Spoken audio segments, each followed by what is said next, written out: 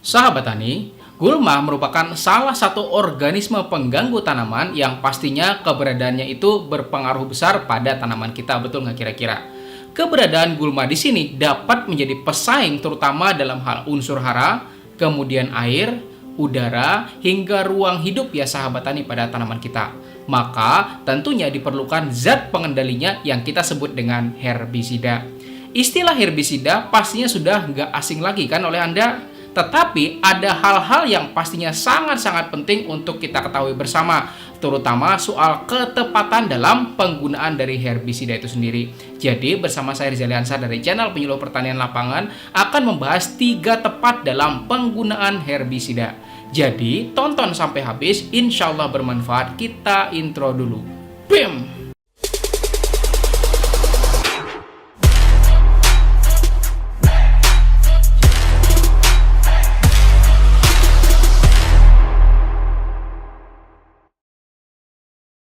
Saya doakan buat sahabat tani yang sudah subscribe channel ini dan klik tombol loncengnya, ilmunya makin berkah dan rezekinya tambah banyak lagi. Amin.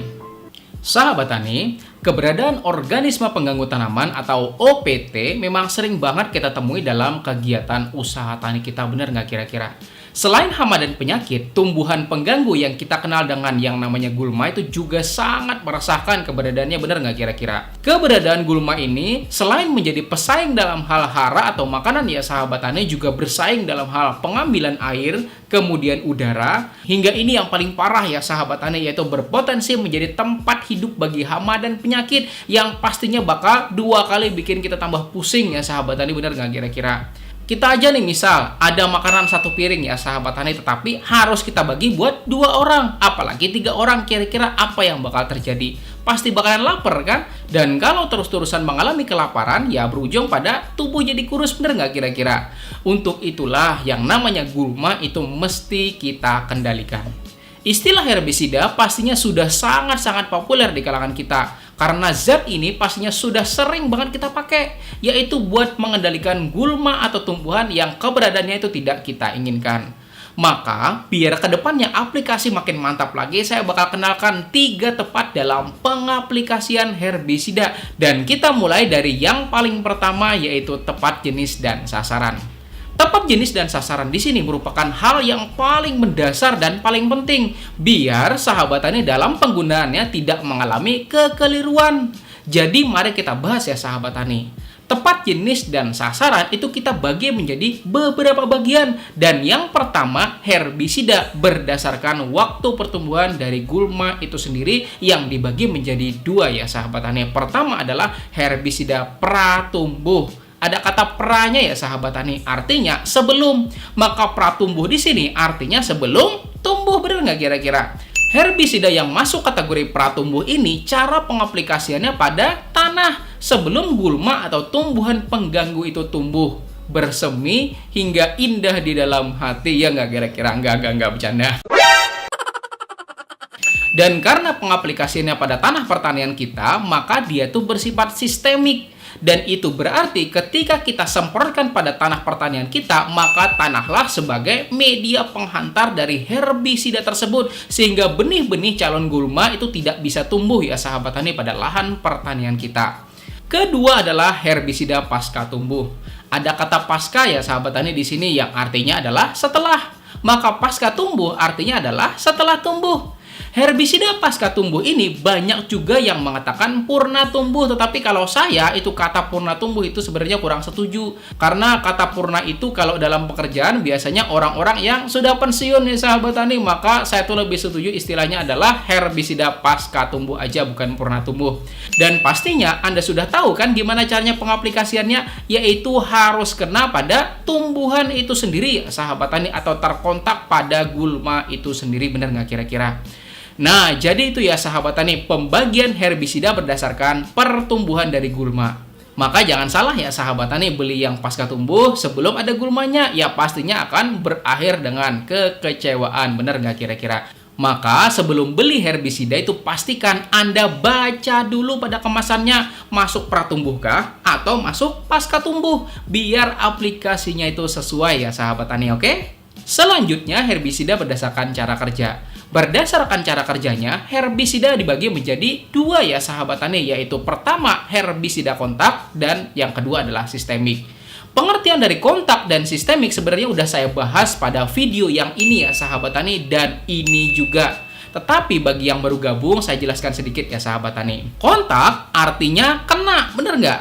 Maka herbisida kontak berarti bekerja hanya pada bagian yang kena ya sahabat tani. Misal nih kena pada bagian atas tumbuhan atau gulma itu, ya artinya cuma bagian atas yang game over, bener nggak kira-kira? Sedangkan yang bagian bawah itu pastinya nggak, bener nggak kira-kira? Begitu juga sebaliknya. Nah, itu yang dimaksud dengan herbisida kontak. Sekarang yang kedua adalah herbisida sistemik. Yang dimaksud dengan sistemik artinya ketika ada bagian yang kena, anggaplah bagian daun ya sahabat tani yang kena, maka zat atau bahan aktif dari herbisida ini akan dipindahkan atau ditranslokasikan kepada bagian lain sehingga keseluruhan dari gulma itu akan mati, bener nggak kira-kira? Soal kecepatan reaksi ya pasti yang kontak bakalan menang. Maka sesuaikan ya sahabat tani dengan tujuan dari aplikasi penyemprotan herbisida Anda. Maka saya tuh mau ingatkan lagi, sebelum beli ketahui dulu herbisidanya tuh masuk dalam kategori kontak kah atau sistemik kah. Dan pastinya tiap produsen dari herbisida itu pasti udah mencantumkan informasi pada kemasan dari herbisida itu sendiri ya sahabat tani. Dan setelah ini kita akan bahas herbisida berdasarkan tingkat selektivitas atau kemampuan pengendalian. Tetapi kita ikuti dulu pesan-pesan berikut ini. Silakan. Selanjutnya, herbisida berdasarkan selektivitas atau kemampuan dari pengendaliannya. Berdasarkan selektivitas kemampuan pengendalian herbisida itu dibagi menjadi dua. Yang pertama adalah herbisida selektif dan yang kedua adalah herbisida luas atau tidak selektif. Herbisida selektif bekerja hanya sebatas pada gulma-gulma tertentu saja, sehingga jenis herbisida selektif itu cocok diaplikasikan untuk pengendalian gulma pada saat sudah ada tanamannya. Sedangkan herbisida luas atau non-selektif adalah herbisida yang tidak memiliki selektivitas. Artinya ketika dia kena tumbuhan apapun, termasuk tanaman kita ya sahabat tani, maka herbisida ini dapat secara langsung meracuni. Sehingga jenis herbisida ini itu lebih cocok diaplikasikan pada saat sebelum ada tanamannya. Dan tidak dianjurkan untuk pengendalian gulma di sela-sela tanaman kita, oke? Nah, makanya ya sahabat tani, saya di sini menganjurkan Anda sebelum beli herbisida itu cek dulu pada kemasan dari herbisida itu apakah masuk dalam kategori selektif atau tidak. Karena setiap produsen, terutama produsen herbisida selektif, itu pasti mencantumkan informasi selektivitas yang ada pada herbisida itu sendiri. Dan sesuaikan juga untuk tanaman apa aplikasinya. Karena biasanya setiap herbisida selektif juga diinformasikan selektif khusus pengendalian gulma tanaman padi kah misalnya, atau tanaman jagung kah, atau tanaman yang lain-lain ya sahabat tani. Dan melalui kesempatan ini saya tuh kepengen sahabat tani untuk luangkan waktu sejenak buat cek sendiri ke lapangan atau ke toko pertanian tentang kemasan herbisidanya. Luangkan waktu sebentar ya sahabat tani, misalnya siang-siang kah ke toko pertanian sambil baca-baca tentang herbisida ini, apakah dia termasuk kategori pratumbuh kah atau pasca tumbuh, apakah termasuk kontak atau sistemik misalnya, ataukah termasuk selektif atau enggak ya sahabat tani. Silahkan dibaca ya sahabat tani. Dan di video ini saya tuh sengaja nggak menginformasikan dulu soal bahan aktif apalagi merek ya sahabat tani. Dan ketika Anda tanya saya, merek ini misalnya gimana atau masuk apa, ya silahkan ya sahabat tani baca pada kemasan dari herbisida itu termasuk kategori apa ya sahabat tani. Karena semua informasi itu pasti sudah ada pada kemasan dari herbisida Anda, oke?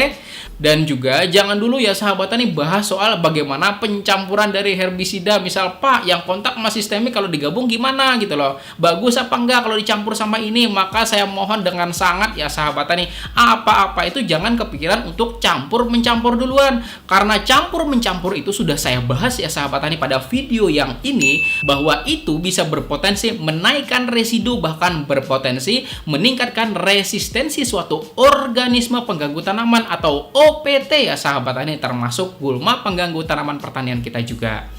Selanjutnya yang kedua adalah tepat mutu dan dosis. Tepat mutu dan dosis di sini artinya kita memilih herbisida dengan mutu yang tinggi ya sahabat tani dan dosis yang tepat. Untuk mengetahui mutu suatu herbisida itu coba dengarkan apa kata orang-orang atau testimoni orang-orang ya sahabat tani terkait dengan herbisida itu. Bagus apa enggak ya sahabat tani? Atau saran saya juga tanya kepada PPL-nya. Biar dibantu ya sahabat tani untuk memilih herbisida yang terbaik. Dan jangan tanya kepada penjual. Ya kalau tanya kepada penjual ya apa-apa semuanya pasti bagus. Bener nggak kira-kira? Apalagi tanyanya kepada salesnya. Ya pasti dah produk itu yang paling bagus ya nggak sahabat tani? Oh no. Jadi tanyanya tuh ke PPL ya sahabat tani atau ke petani yang sudah pernah mengaplikasikan. Kalau ternyata memang bagus dan efektif dan direkomendasikan oleh sesamanya, ya sudah ya sahabat tani, silakan Anda beli yang itu ya sahabat tani. Dan lagi nih sahabat tani soal gulma itu memang soal spesifik lokasi, maka saran saya bertanya kepada lingkungan Anda saja ya sahabat tani. Karena bisa saja ya sahabat tani efektif pada daerah tertentu tetapi kurang efektif pada daerah yang lain ya sahabat tani. Karena beda lingkungan, beda ekosistem ya sahabat tani, maka beda pula kemampuan tumbuh dari gulma itu sendiri. Maka sebaiknya informasi merek atau bahan aktif dari suatu herbisida bertanyalah kepada orang-orang sekitar Anda atau lingkungan Anda ya sahabat tani. Dan selain tepat mutu, dosis juga memegang peranan penting ya sahabat tani. Dan soal dosis dari herbisida, maka jangan melebihi dari dosis yang dianjurkan. Kalau kita ngasihnya berlebih, ya mati sih mati sahabat tani. Tetapi saya yakin deh seandainya ada di antara gulma itu yang ternyata mampu pulih kembali dari keadaan pasca penyemprotan dari herbisida dan dia itu kemudian berbuah hingga menghasilkan biji-biji, maka biji-biji gulma itu yang ketika tumbuh maka akan memiliki kemampuan ya sahabat tani seperti orang tuanya, dan pastinya gulma tersebut akan menjadi resisten atau kebal dan pastinya bakal jadi masalah buat kita nantinya ya sahabat tani. Makanya untuk dosis sebaiknya seminimal mungkin aja dan ikuti saja panduan pada kemasan dari herbisida tersebut dan jangan kepikiran untuk campur-mencampur ya sahabat tani, karena kalau jadi residu dan masuk ke dalam tanah maka tanah bakalan rusak dan pastinya bakal berdampak buruk dan jadi masalah bagi tanaman pertanian kita. Oke, kita bahas tepat yang ketiga ya sahabat tani. Selanjutnya tepat waktu dan tepat cara aplikasi. Perlu sahabat tani tahu bahwa yang namanya tumbuhan setiap harinya pasti melakukan yang namanya fotosintesis. Dan fotosintesis itu dimulai dari membukanya stomata tanaman atau tumbuhan. Pada proses pembukaan stomata inilah tanaman atau tumbuhan akan menyerap partikel air yang ada pada stomata. Entah itu pupuk foliar yang bakalan jadi nutrisi baginya atau herbisida yang bakalan berefek racun baginya ya sahabat tani. Maka terkhusus untuk aplikasi herbisida terutama herbisida sistemik itu paling bagus diberikan pada saat pembukaan stomata tanaman. Dan sudah saya jelaskan pada video yang ini ya sahabat tani bahwa berdasarkan jurnal penelitian waktu pembukaan stomata itu dimulai dari pagi hari hingga maksimal sore hari. Ya artinya ya sahabat tani kalau Anda mau nyemprot herbisida di senja hari kah, apalagi misalnya malam ya nggak bakal efektif ya sahabat tani, kecuali memang itu herbisida kontak. Ya kalau yang namanya kontak itu ya sahabat tani yang penting kontak, yang penting kesentuh aja ya sahabat tani, maka langsung game over bagian yang kena. Tetapi kalau mau lebih praktis lagi, lebih cepat kerjanya ya sahabat tani atau aplikasinya, maka gunakanlah yang namanya booster sprayer yang seperti ini ya sahabat tani. Biar kerja Anda itu lebih cepat dan daya semprotnya itu lebih besar, serta potensi kontak pada gulmanya juga semakin tinggi. Jadi semakin besar pula kemungkinan terkendalinya gulma tersebut dan pastinya ini bakalan menghemat waktu dan kerja Anda ya sahabat tani. Tetapi jangan sampai salah juga, jangan mentang-mentang dengan booster sprayer ini bisa cepat kerja Anda tuh lupa melihat herbisida yang dipakai itu sudah betul apa belum. Jangan sampai ya sahabat tani ketika Anda mau aplikasi pada gulma di sekitaran tanaman Anda justru yang dipakai adalah herbisida non selektif, misalnya Gramoxone ya sahabat tani, ya pasti bakalan wassalam tanaman Anda, bener nggak kira-kira? Maka kembali lagi ya sahabat tani kepada kehati-hatian kita adalah kunci dari keberhasilan dalam pengendalian organisme pengganggu tanaman yang satu ini ya sahabat tani, yaitu gulma, biar hasilnya itu optimal dan tanaman Anda pun dapat tumbuh dengan lebih baik gitu ya sahabat tani. Nah itu dulu ya sahabat tani materi penyuluhan kita kali ini, dan jika Anda merasa video ini bermanfaat dan Anda menyukai video yang disajikan dari channel penyuluh pertanian lapangan ini, silakan Anda klik tombol jempolnya ya sahabat tani, dan jika Anda merasa video ini layak untuk diketahui orang lain maka silakan bagikan juga ya sahabat tani biar makin banyak petani-petani lain yang dapat ilmunya. Dan di bawah sini ya sahabat tani ada 2 video yang saya rekomendasikan untuk Anda pelajari. Insya Allah akan semakin membuat keilmuan Anda tambah banyak lagi. Nonton ya sahabat tani. Terima kasih, saya Rizali Ansar dari channel Penyuluh Pertanian Lapangan. Saya akhiri, wassalamualaikum warahmatullahi wabarakatuh.